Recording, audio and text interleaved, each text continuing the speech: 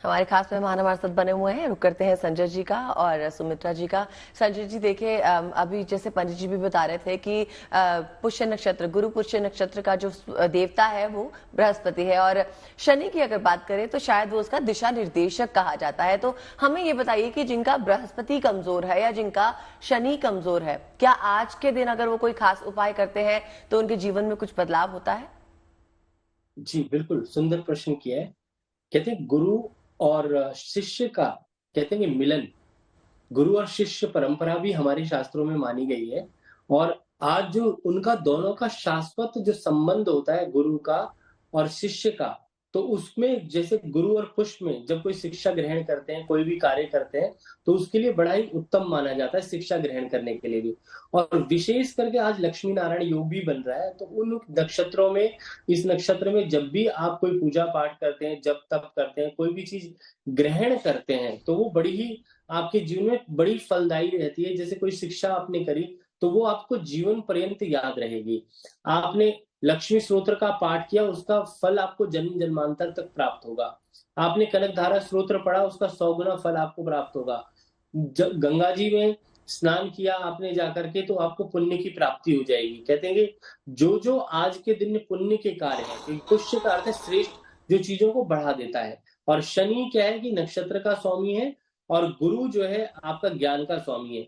तो ज्ञान की वृद्धि के लिए, शिक्षा की वृद्धि के लिए, धन की वृद्धि के लिए इस संयोग में जो भी कार्य किया जाएगा, जो आपने प्रश्न किया उसका उत्तर भी देता हूं, कि जो भी कार्य आज के दिन आप करना चाहते हैं, विशेष करके कोई भी कार्य, वो आपके लिए फलदायी होगा। कोई जमीन आपने खरीदी 10-20 लाख रुपए की और करोड़ों में हो गई, तो ये क्या है कि ऐसे संयोग में जो वस्तु खरीदी जाती है वो हमारे जीवन में आनंद देने वाली होती है और सुख देने वाली होती है।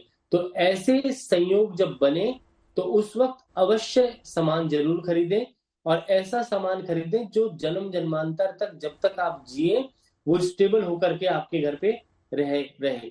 तो यही एक संयोग है जिसमें आप अच्छी चीजें खरीद सकते हैं। और जो जिनके पास कुछ धन की कमी भी है, वो साबुत हल्दी की गांठ जो है घर में खरीद करके रख लें, जी। कम से कम 1.25 किलो। उससे बड़ा विशेष लाभ रहता है, क्योंकि गुरु आपका बहुत ज्यादा स्ट्रांग हो जाएगा।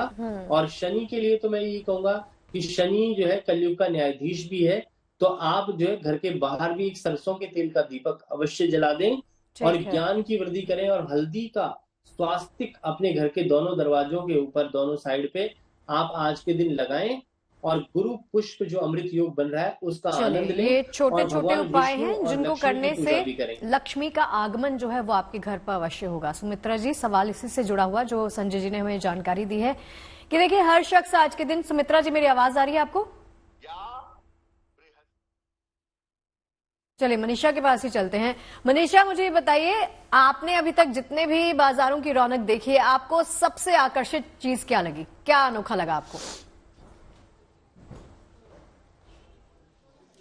शगुफ्ता मेरे हाथ में है, बोर्ड लगा। मुझे सबसे ज्यादा अच्छा ये लगा, तो मैंने फटाफट से उठा लिया कि आज के दिन जब हर कोई शॉपिंग कर रहा है, तो क्यों ना राजस्थानी होने के नाते मैं एक बोरला ही जो मांग टीका होता है वो मैं क्यों ना शॉप कर लूं। और वैसे मार्केट की अगर मैं रौनक की बात करूं, तो सबसे ज्यादा अगर रश की बात करूं तो चांदनी चौक और सदर बाजार में सबसे ज्यादा भीड़ नजर आएगी, क्योंकि होलसेल मार्केट है और सबसे पुरानी मार्केट है, तो वहां पे थोड़े कम बजट में आपको सामान मिलता है। अदरवाइज अगर हम करोल बाग मार्केट, लाजपत नगर मार्केट, कमला नगर मार्केट की बात करें, तो रश वहां पे भी है। त्योहार का सीजन जब भी आता है तो वहां पे एक अलग ही रौनक नजर आती है। क्योंकि आज जो है गुरु पुष्य योग की बात हो रही है, तो उसके हिसाब से जो लोग जो है खरीदारी के लिए घरों से बाहर निकले, साथ ही साथ गहने की बात हो रही है कि गहने आज के दिन जो है लोग खरीदना चाहते हैं। तो आप देख सकते हैं कि यहाँ पर भी जो है लगातार लोग आ रहे हैं और लेके जा रहे हैं। सर, आज आप क्या कुछ खरीदने आए हैं यहाँ पे?